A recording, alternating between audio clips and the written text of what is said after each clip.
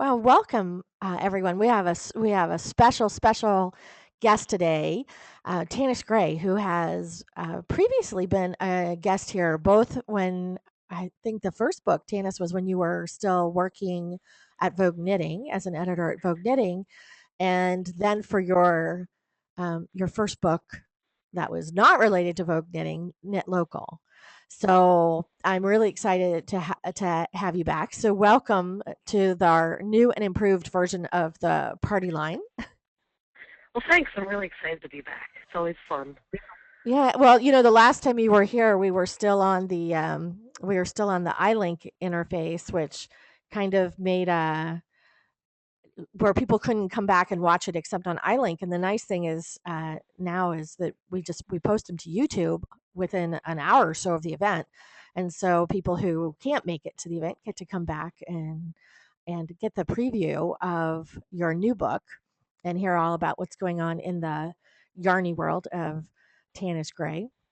And I appreciate you coming, especially I know that you've been under the weather, so welcome, Yeah, welcome, welcome. thank you. Tail And end of the cold. for those who follow us on Facebook, you might remember, maybe you remember that because I was posting from Vogue Knitting Live, the very first one they did in New York City. And I think there's a picture of us together because I took your two handed Fair Isle class, which completely changed my color knitting life. And every time that I'm knitting two handed Fair Isle, I think of you. So if your Well, ears thank burn you. every once in a while, it's me. It's me. I'll admit it. It's That's a me good thing because I'm to thinking be good. thought about.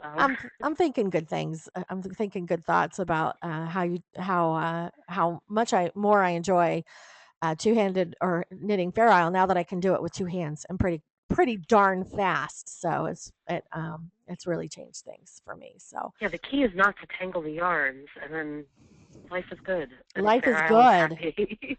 Yeah, and if you're knitting with both hands, it certainly saves that drop and pick up and drop and pick up and drop and pick up Yes, kind of thing you can too. really get fast. Yes, I'm glad Yes. you continue to use it because geez, I was pregnant. That was probably 3 years ago, maybe in January Yeah, and ish. yeah, Yeah, so I'm glad exactly. you're using it. Yeah.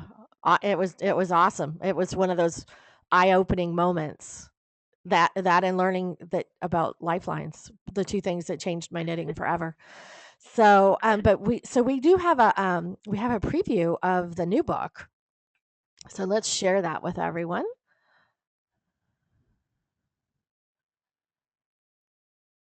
Oh, and here it comes. So tell us about the inspiration for this book. Uh, Knitting architecture is, I like to think of every book as kind of like a person. They're all unique and they've all got a totally different vibe and subject matter. And architecture has always really been something I've been interested in. And when I was at RISD, I took a lot of architecture classes and history of architecture. And And it, that's Rhode Island School of Design, right? Rhode Yeah. Island School of Design in Providence. And I was on architecture major, but it's really interesting. And the thing that's different about architecture than other art forms is that we live our lives in buildings. And a lot of people don't think of architecture as that. They just see the buildings and kind of move along. Oh, isn't that pretty? But we're living our lives in these buildings that have been around, in some cases, for hundreds of years. And if you go to Europe, it's more strange to see a newer building because they've just been more established for longer. And that's why going to different places is so important. But we live our lives in these buildings, and we also live our lives in clothing. And there's a similar kind of thought process to my husband's a mechanical engineer, so they sometimes take old buildings and bring them up to code. He does a lot of museums and Smithsonian things. And sometimes they build brand new buildings and they're green and they're trying to figure out ways how to save energy, and he's working on a net zero energy building, which is fascinating. And it's similar, you start with like a blueprint and you decide what materials you want and what's the purpose of the building and what style is it done in, and is there ornamentation or is it purely functional? And you think about all these things when you're starting to design a garment. A sock and a sweater, they're all the same as far as thought process. And I like this one on the cover because it's unusual. You know, it's a shell pullover, but there's some really beautiful lace and some interesting relief motifs. And then the bottom is really cool too, and that's based on the Sydney Opera House in the Sydney Harbor. And some people have done some designs based on buildings and things, but this is, I think, a step up where it's very specific, whether the garment is based on a particular building or a particular period of history in architecture. So that it was kind of a fun challenge to make this book a cohesive whole, and then I really fought to have the pictures of the buildings in there because you see the garment and you see the title and what it's inspired by, but you might not know the building or the era that it's talking about. So it's a little bit of a history lesson in a book, which I really like. Yeah, that's one of the things that I loved about it too. And then you could see like where the designer started from and how the sweater design or the garment design was. You could pick out those details that you can see in the building that inspired it, which is really nice. Shannon says she loves this. It's really unique, which I agree. And I think that almost bow effect at the bottom, which comes from the where you can definitely see the Sydney Opera House in that, where it's just I think it's just a very flattering look. So let's see let's see what's in the book. So let me have to go back to there we go. Oop, go back. There we go. This got so much love on our Facebook page. We did a little mini preview on our Facebook page with four of the designs from this. And I was so taken by by the yoke on this sweater. This is really beautiful. Tell us about this. Which one are you? Mine doesn't seem to be. You're still on the cover on my screen. Oh, hang on. All right, so now I'm on the cover, but now I should be on the King's College pullover is what you should see. Hmm. Oh, Yep. there we go. Okay. Yeah, I love this sweater. This is one of my favorites in the book. This is a Finnish designer, Mari, and I've worked with her on a number of occasions, and she's just really clever, especially with cables. And she's been to this building, and when I was deciding, I was lucky enough, I should say, to get to decide who was going to be part of this book with me. And when I approached her, she knew immediately which building would inspire her, and it was the King's College Chapel. And I didn't really know much about it, and I started doing research, and it's perfect for a sweater inspired by architecture. And you have the little nesting cables, and they kind of pull in the yoke, and this will look good on anybody, and it'd be fun to knit too. So I love this sweater. Yeah, and it's the perfect color and texture. I love that tweedy effect, but the the cables spreading across the yoke is really really really special. I loved this. It's That's beautiful, kind and of it's the simple, and that's sometimes better. You yeah, know, it's beautiful. and it's not there's not so much going on that it gets lost. So Right. And everything in this book was done very much with purpose, especially the colors chosen. And when I picked the colors, I wanted something that tied into the actual building. And for this one, it's a really old chapel. It was built or started, I think, in the mid 1400s.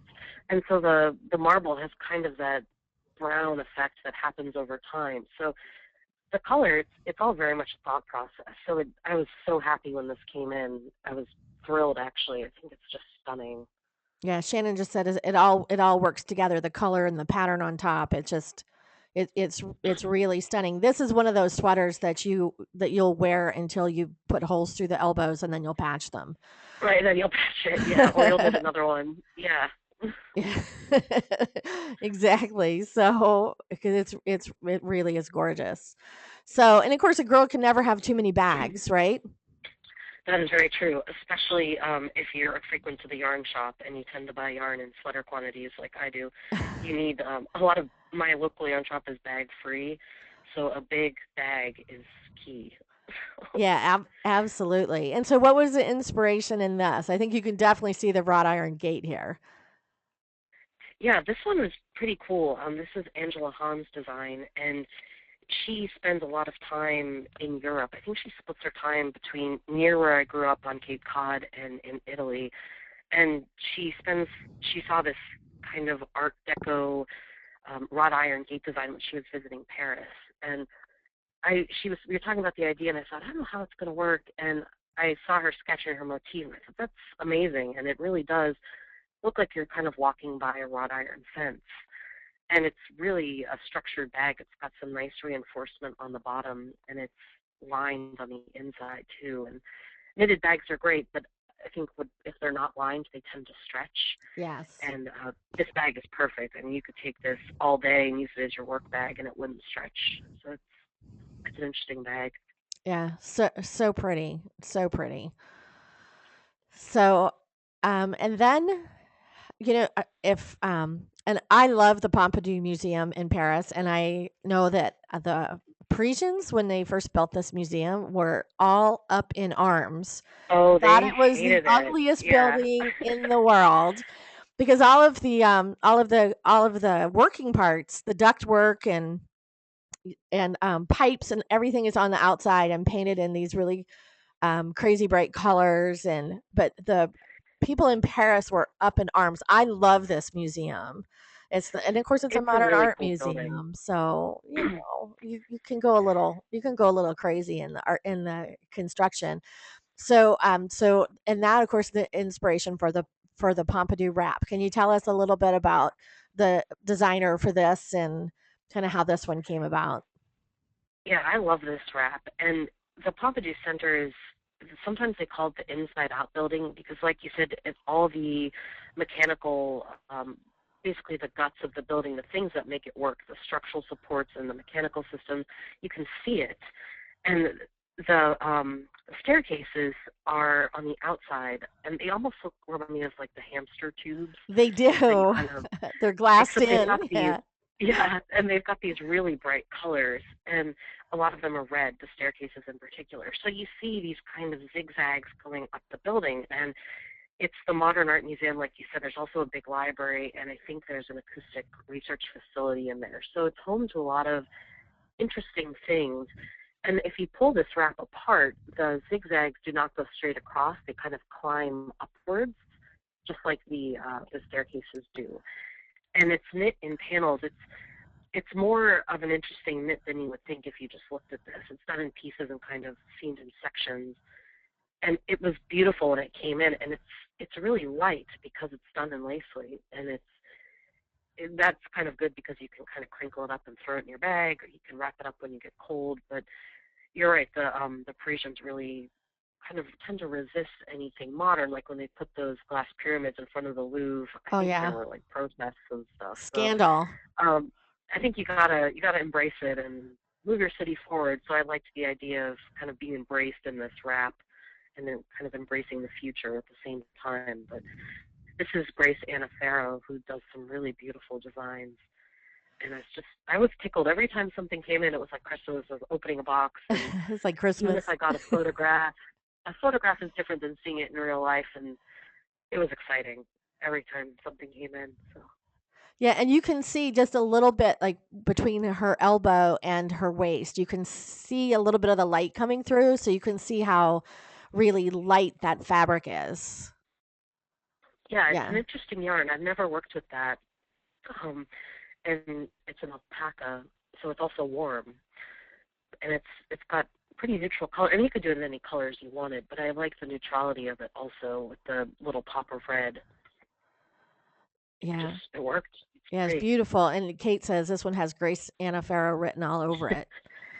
Yeah, I like them. You can recognize, like even I think with Mari's the King College pullover, that's a very Mari cable, and I think people have these kind of signatures. And when I was deciding who I wanted to work on this, some people are very, whether they're doing it without realizing it or not, they're very architectural in their designs, and so kind of pulling together the perfect kind of cast of characters for this book, it really worked. I mean, everybody did such an amazing job. Yeah, this has a little taste of Paris, which I really love. And this arts and crafts pullover is a work of art.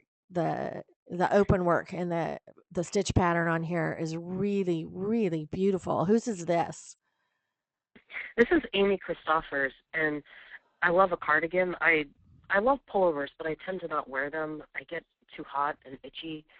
And what I like about this is, again, it's simple, but it's beautiful and it's elegant. And just the reverse stockinette really makes that lace and cable pattern pop. And the buttons are perfect. It kind of gives it like an old world or like professor vibe, the leather covered Exactly. buttons. And this would be flattering on anyone and in any color, really. The arts and crafts movement relied heavily on this kind of salmon color, and it's based on this place called the Red House, and it was kind of an epitome of the arts and crafts movement design, and a lot of it was done in this color. So I like that it reflects on that too. Yeah, and I like when something will look good on everyone. yeah, and Juanita says, "Goodness, it looks so delicate, but it's really not. I mean, It's this not. is It's the worsted weight wool. yeah, Yeah, it's worsted wool. So it's going to be a hard wearing but it's just sweater. that. Yeah, and just that simple cable and lace pattern, it does make it elegant, and it makes it kind of Yeah, feminine, and I like the flip over collar, and yeah, I would definitely make this. yeah. I agree, and that color looks good on everybody. So Yeah, it does. yeah, and next thing, This Shannon wanted to know what yarn this was. this is Peace Fleece worsted, and I really like that company. They're up in Maine. But again, a worsted weight yarn, there's so many, and there's so many great options, and I can picture this in a beautiful hand-dyed or really anything. If you wanted more of a workhorse yarn, it's that's why I like worsted. There's a lot of good options. Yeah, and for people who aren't familiar with Peace Fleece, that company has an interesting story in that if I'm not mistaken, they use yarn from or they use fleece from Russia and the US and they mix it together, right? Yeah, that's Yeah. their message. Yeah, Yeah. So that they make beautiful yarn out of yarn. It's Shannon, it was Peace Fleece. So yeah, so it's peace as in like let's have peace and not war, and yeah, fleece love and like off peace. of the back of a sheep. Like a peace sign. Yeah. So I that's they have a great story to their company as well, which is really nice. And their yarns are very And it's scrumptious. yeah, and their story's on their website. I think it's peacefleece.com. It's Com- worth going and checking out. I got to pick all the yarns too, which I relied heavily on my training from working at Vogue Knitting, and I like companies that are that have a message. They don't have to, but I think it's great to also feature someone that, aside from selling yarn, they are trying to do something as well, like this kind of peace movement, and it's just a Just nice very thing to cool. draw attention to. Yeah, and I think we'll talk about your relationship with B Suite in a little bit, but which is another company with a great message. And of course, I love color work, as you know. So Yes, me this too. Byzantine pullover, wow, Yeah, this is wow. stunning on multiple levels. The yarn on this, you just kind of want to roll around in it and take a nap on it. It's my fellow Tanis. We're both Tanises, which is an unusual name, and we're both in the yarn world. She's up in Canada, and this is her yarn. She has her own yarn company called Tanis Fiber Arts, and she's a hand dyer with a really phenomenal sense of color. And we both love Fair Isle. And I was really excited when she wanted to do something with kind of a slow bleed of color, and this is based on Byzantine mosaics, actually. And that's kind of what that period is known for, is their mosaic work. And it does look like a mosaic. And the motif is repeated on the cuffs, which is a nice little detail. But the yarn is so soft. It's a cashmere blend, which all I can say is yes, please. So it's beautiful. Yeah, this is the Tanis Fiber Arts Purple Label Cashmere Sock, which is merino, cashmere, and nylon. Yum, And it's got good yum. yardage. It's 400 yards, so it might be pricier because it's got the cashmere, but you don't need as much yarn as you think. And you could do this with any color, which is another great thing I love about Fair Isle, is you can really tweak it to your favorite colors. Yeah, Shannon says, "Wow is right." I agree. This is one of those sweaters that you wear it. Nobody's going to believe you knit it yourself because it's just too Right, pretty. and you wear it as much as possible because you just want compliments on it. Yeah, Yeah. exactly. People say you like. I like your sweater. Oh, I knit this I myself. made it. Yeah, I Yep. made it. Oh, oh, I just whipped this up. No problem. So, yeah, and Juanita wants to know about the seams. She says no seams. And is this knitted top down or is this knitted bottom up? Do you This, remember? I'm trying to remember. Let's It's top down. top Yeah, it's down. top down. So there would only be increases, which are kind of hidden cleverly into the design, and waist shaping. But I would, I want to make this. I think I would make it into a cardigan and stick it up the center, and that's pretty easy to do, and it's just gorgeous. I love Yeah, this. so pretty, so pretty. And these are adorable. The Fisher Building Yeah, I love mittens. these. So tell These us are really about them. cool. This is Billie Jane, real name Jane Dupuy, and she is kind of known for her mitten and sock designs. And she's very whimsical. If you've taken a look at her stuff on Ravelry, she does some really clever stuff. And chances are you've seen her work, and she's like flamingos and gnomes and lobsters, and just she's really got a nice playful sense to her designs. And I like these because they fit everyone. It's a nice fit, and these are based on the Fisher Building, and they're interesting because the back is different than the front. So your interest is kept the whole time. And these are I just really like them. They're very modern and kind of a geometric design, which is very pretty.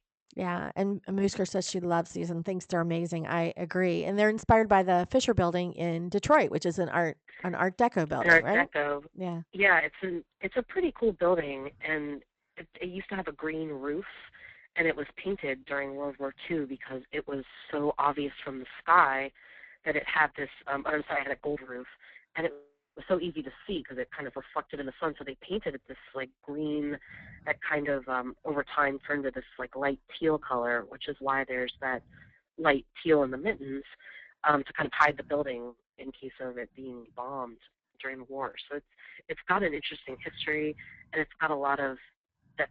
Detroit is Car City, so it's got some interesting little designs here and there.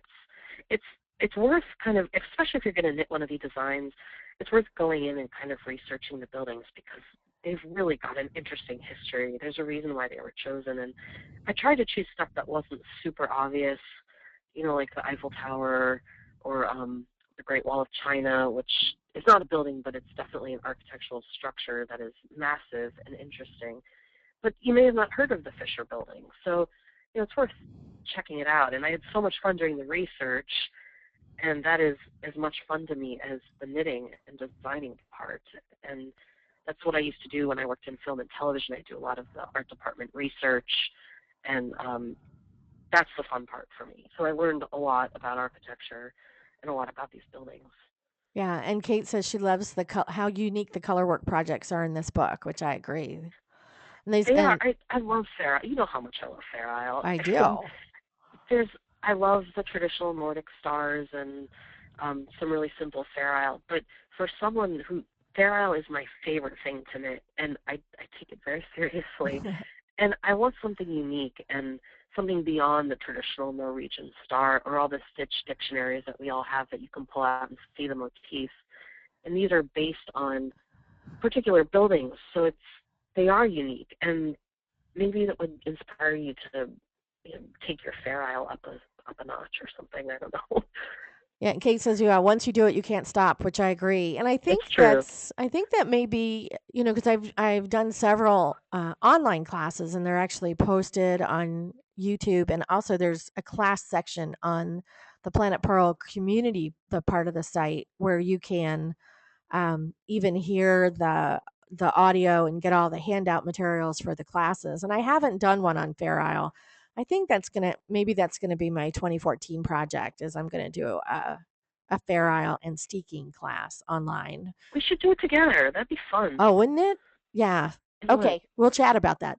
So Shannon wants to know if you picked out the architecture and then picked a designer and gave them something, or how did that happen? It kind of depended. I knew who I wanted to work with.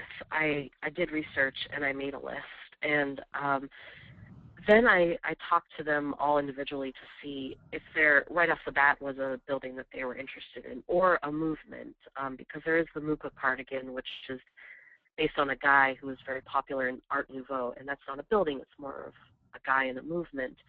And some people knew right away, and some were too obvious, like the Eiffel Tower, and so let's rethink it a little. And once I got a few people definitely set and got them their yarn and got them knitting, I then tried to fill in some holes and make sure that certain movements or buildings were represented. And some people I'd say, okay, I have a hole in Art Nouveau, and I need you to maybe do some research and see if anything kind of tickles your fancy, and we would work back and forth that way. Or I'd say, hey, I really wanted this building represented. Is this something that you're interested in?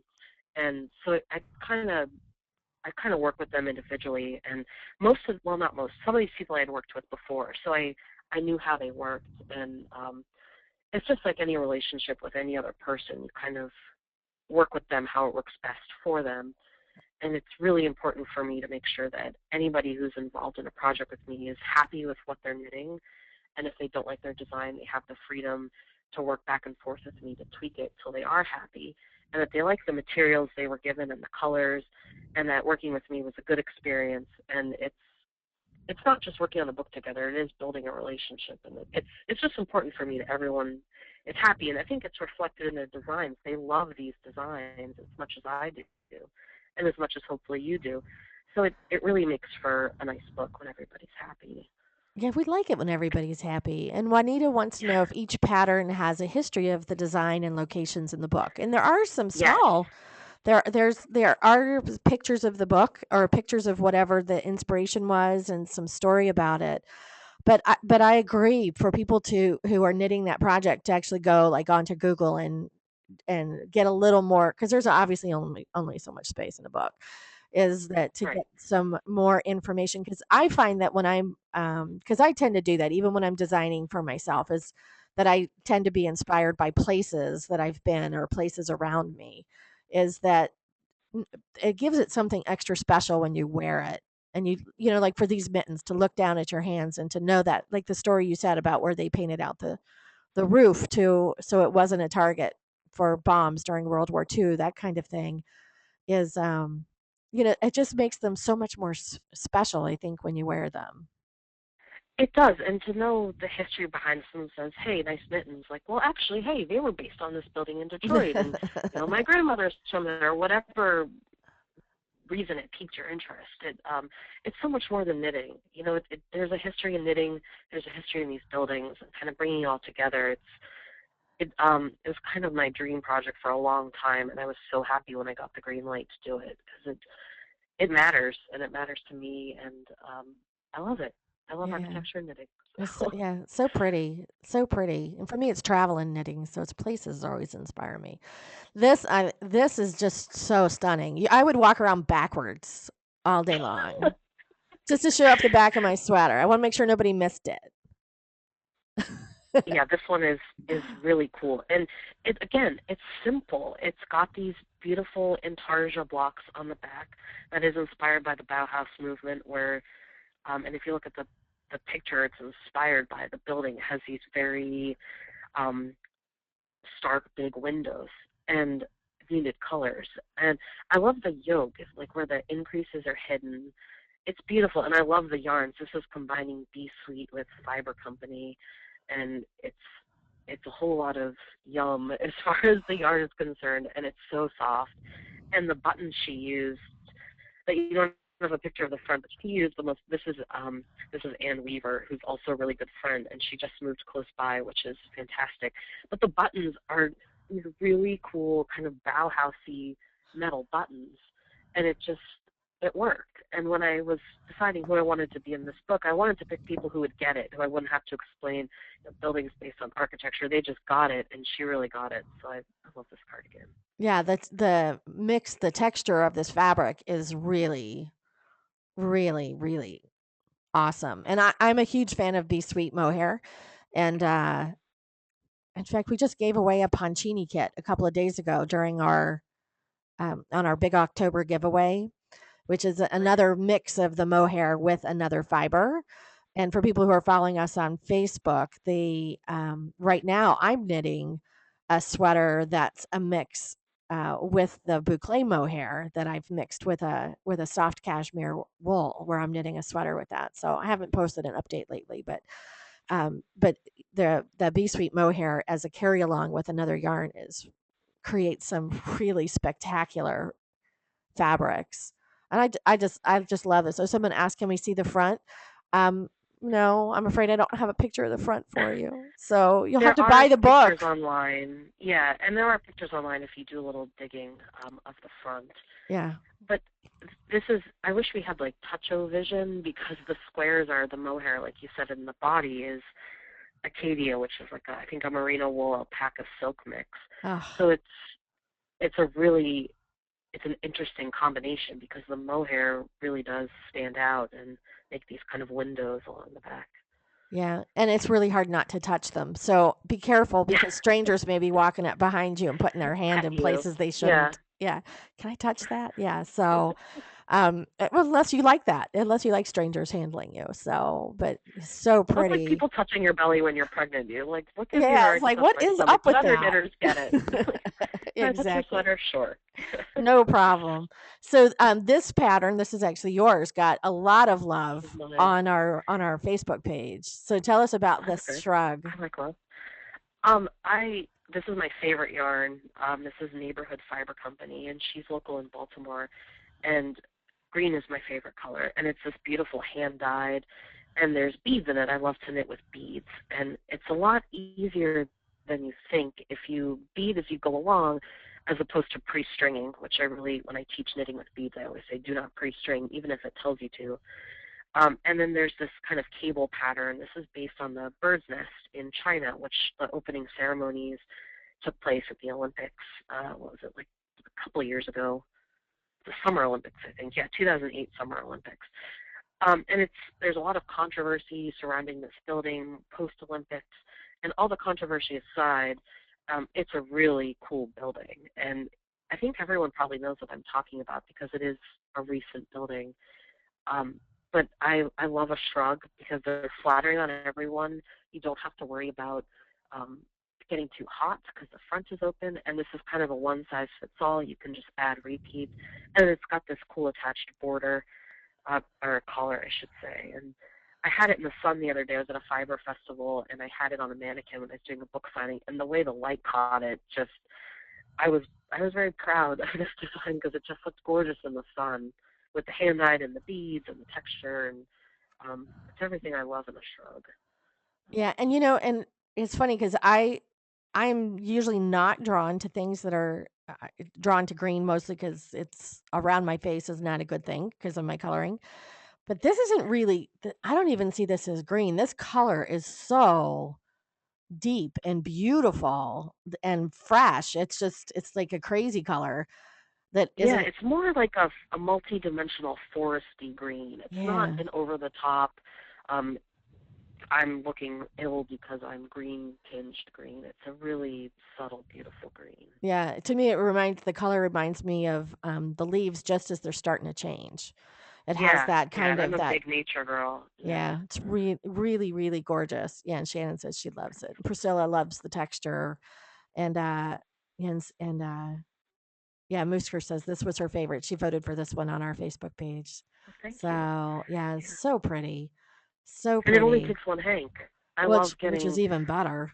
yeah, I love one hank projects. It doesn't break the bank, and I think it was 400 yards, and so it's nice. Yeah, and you don't end up with hundreds of yards of leftover from having to use just 10 yards of each Right, way. or like break into that second hank and you use 10 Oh, yards. Yeah, that drives me crazy when patterns do that. So. yeah, exactly. And then yeah, and then it just adds to your I can't throw it out because there's too much yarn there, but it's gonna sit in my stash till hell freezes over. Yeah, it's one of Right, until the those. apocalypse comes and we all need yarn to survive. Yeah, Exactly, and then but it'll keep you warm, so it's a good thing.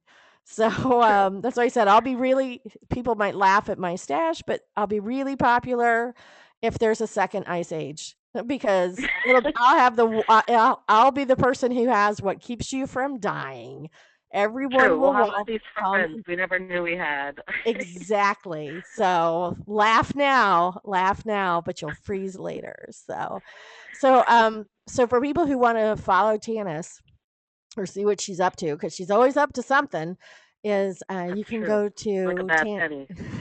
tanisnits.com and she has free patterns. She has her Tanis Knits patterns and also about her books and where she's appearing, where you can get your book signed, where you can take a class. So tanisnits.com is where you go for all that goodies.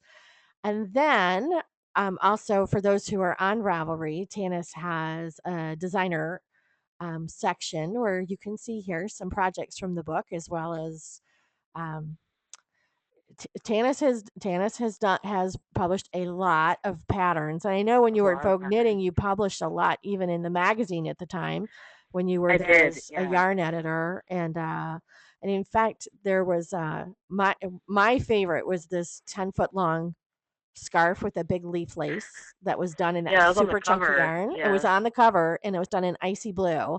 And I actually knitted that in I live in Florida and I knitted that in the apple green, which of course, it's never cold enough in Florida to wear, but it was the first thing that my new daughter-in-law snapped up out of my closet. And she sends me pictures when she's wearing it. She wears it basically as a coat in New York City. So yeah, it's just gorgeous. But that was the first time where I looked and I saw your name and made a mental note. So, but yeah, so that's walking around New York City if you see it in apple green, that was mine. So Stolen out of your yeah. closet. Yeah, so there you go. So I just couldn't resist. It was so beautiful. So now this Rolling Hills cowl from Be Sweet. This was actually kind of a knit off that you had, right? This was interesting. The fiber company is two women, and they're in Philly, and Nadine is Be Sweet, and she's in California. And I'm friends with both of them, and I've done work with both of them, and they decided to do, like you said, kind of a knit off. Like we each, Kate from the fiber company did a cowl, and I did a cowl, and we were each given one ball of Magic Ball and one ball of Tundra, their new yarn at fiber company, and told to do a cowl, and that was the only instruction that we had, and to try to use as much of the yarn as possible. So we both did a cowl, and we both worked with a different palette. I tend to go more bright and Technicolor, and Kate tends to go more subtle with her colors. And we both had wildly different cowls, and they're up for free, I think, on all the respective websites, B Suite, Fiber Company, they're on Ravelry, and it's a two-hank project, which is pretty nice when you don't need to buy a lot of yarn to get a big project out of. And I love Yeah. cowls. And they're easy Who to take doesn't? on and off, Yeah. and you don't have to deal with the long ends of the scarf. And um, I also really like free patterns. I do at least one free pattern a month on my blog, and hopefully it's small enough where you can use up some of your stash, which we all suffer Also a from good thing. too large of a stashitis. So I'm trying to embrace that. Yeah, you really can't trust somebody who has no extra yarn. There's I know something people are like, wrong. oh, I have a Tupperware bin of yarn. Like, only one? That's weird. I don't understand that concept. Yeah. I don't either. Or people who can resist and only buy yarn when they actually have a project and then only knit one project at a time. I don't know how people have I that kind of know. self-control. That boggles my mind when people are like, oh, I work on one project at a time and I finish it up and I start another one. It's like, why? Really? Why would you do that when you can How work is on 30 at once? yeah, Moosker says, how do people do that with like 12 question marks? Yeah, It's I really strange. agree. I agree. It's just terrible. I don't have that kind of self-control, and I'm not sure I actually want it. So Kate says her friend I don't Maura know if it's does that. self-control. I need a brain rest. If I'm working on 5 million feet of stockinette, I need a good heavy cable project or something to just stir the brain up a little bit. It's nice to be able to put something in timeout because it's misbehaving and go to another project that could get a little work. I think it makes you a better knitter if you have at least 3 or 4 things going at once and kind of flit around. Well, You get bored. and you need to So have something that like fits in your purse and that you don't have to look at a chart where you just right, yeah, you right. need So a you have mobile the project and an at-home project right and the colored doctor's office project. project and the Right. dance kid's dance class project and you need just and then the one where you have that quiet time by yourself and you can just sit and drink coffee and knit lace and but Yeah, you because you need 600 charts that you can't bring with you. yeah, Yeah, exactly, and where the doorbell's not ringing and the phone's not the ringing wine and project. right? You need that quiet time project and a wine project, Kate, exactly. You need a project that you can drink while you're knitting and not have to worry about it, which is probably not a complicated lace project. So, yeah, You need to be careful with that because I have gotten calls from my mother who screwed up a project that while drinking that she needed me to come in and fix for her. So be careful yeah. with the wine project. Stockinette only, I would think, or e- garter. Exactly, and at my knitting group in Orlando, we used to meet in a bar. So, and I will say there was more drinking than knitting getting done, but people were working on That's like like book club, washcloths or right? scarves or I mean, people were working on stuff that they didn't care if they had to rip them back out. But it was fun. It was fun. But yeah. So this Be Sweet project is great because and Courtney and Kate have been here a couple of times to talk about their work with the Firebird Company and They're their great. books and of course Nadine Curtis has been a guest several times.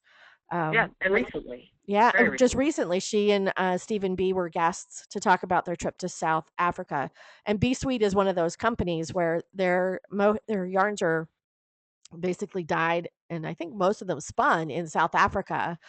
And Yeah. of course, and they're famous for their mohair, and it's basically a community project that helps women lift their families out of poverty. So that's one of those other one of those companies that it actually does good in the world and provides us amazing, amazing yarns. And the colors on the Be Sweet yarns are gorgeous, just Yeah, amazing. and they're vast.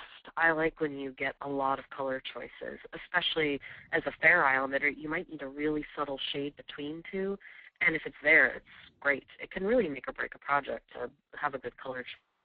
Yeah, and she has a huge color palette at B Suite, which is really really nice. So, and Tanis is on Twitter, so you can follow her on Twitter, and it's strangely enough, Tanis Gray. Yeah, I'm at Tanis Gray. At Tanis Very Gray. witty. So, yeah, so you can keep track there.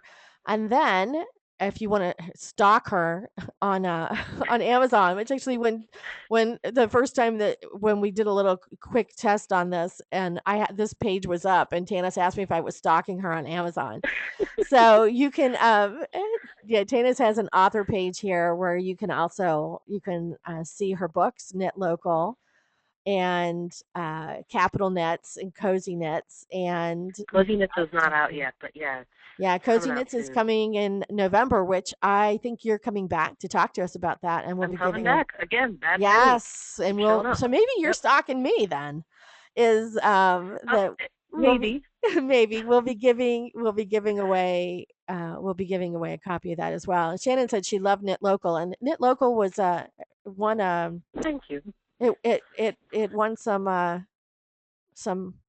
accolades.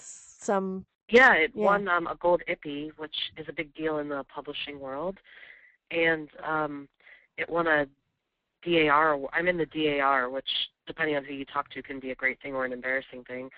And they gave me a Women in the Arts and American Heritage Award for that and for Capital Knits. So, yeah, I'm in the Mayflower Society, too, which is funny. It's funny when you talk about this stuff because people don't really know what to make of it. But they do awards, and I've got some, and that's good. So, So great. So thank you so much. And of course, we're gonna see you again before the end of the year to talk about cozy knits. yes, And we'll be in the throes of the holiday season, which I hope you provide some photos of your intense holiday decorations because you I'd know, love to see I will do some. that. And Tanis and I were talking before we got started about I'm up at my cabin in North Carolina, as many of you know, actually for an extended trip this time. And my husband's going back and forth and visiting, and I'm sliding home for Halloween and to decorate my house for Christmas. I was telling Tanis about my 12 full-size Christmas trees and my Christmas crazy at my house in Florida. So I'll share some pictures of my Florida Christmas. It looks like a Christmas store exploded. So Not a bad thing. I'm addicted to two things: Christmas and yarn. So that's Both good things to be addicted to. yeah, it could be worse. It could be worse. So for those who would like to get their copy of um, and who don't win a copy today of Knitting Architecture. Of course, you can get it at your local yarn store now, or if you're not buying it at your local yarn store, and I'm a big fan of people buying things in yarn stores and keeping them in business, is if you go to planetpearl.com and just click on the books link, you can click on any book in there. It'll take you to Amazon. We get the tiniest little commission, but it does help pay for things like go to meetings so we can keep these live events coming to you. And keep the party going. You got to keep the party going, right? So, especially the party line going. So thank you, Tanis. People in the room, do not disappear because I'm about to give away a book. Yeah, So, thanks for having me. but thanks so much, Tanis. I really appreciate it. It's always a joy to chat with you and to see what's up with you. It's always something. You're a busy, Always busy something. woman. Always something. It's always something. So thanks for joining us, and we'll see you again really soon. Yes. Yeah. Thanks so much, and Merry Christmas, because I know you're already thinking about it. Yes, and based on the number of people subscribing to my Planet Pearl YouTube how-to channel, I think a lot of people are already knitting. So we're already crazy on our gifts. So Yeah, you got to start now, or you will regret it. If you're going to do handmade holidays, start yeah, it it's going to be now. a very bad December for you if you're not working already. So thank you so much, Tanis. Thanks, Beth. Take care. Take care.